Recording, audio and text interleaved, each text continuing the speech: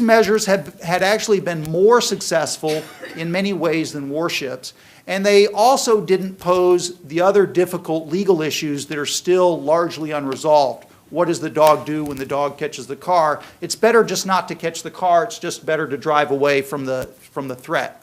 And so through a series of these best management practices, including other things like concertina wire, barbed wire around the lifelines of the ship, all of these have had some benefit, but the piracy problem has still persisted.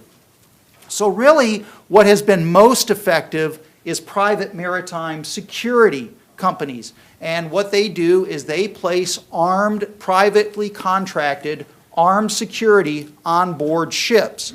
And there's a large number of companies that now have been popping up in London and the United States and Dubai and other countries that are providing mostly ex-military persons in small teams to provide security for international shipping going through the area.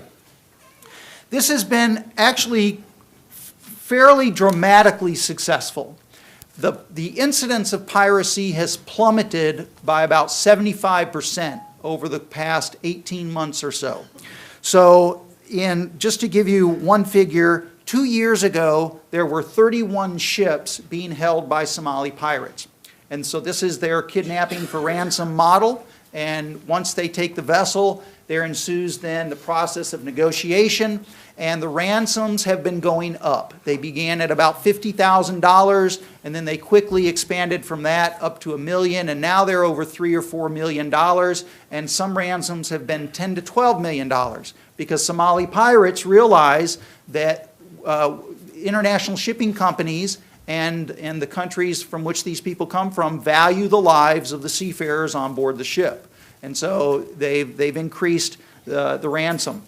The ransom has also increased because what's a pirate got to do to make ends meet? And if they are less successful, they've got to charge more for each individual ship that they get.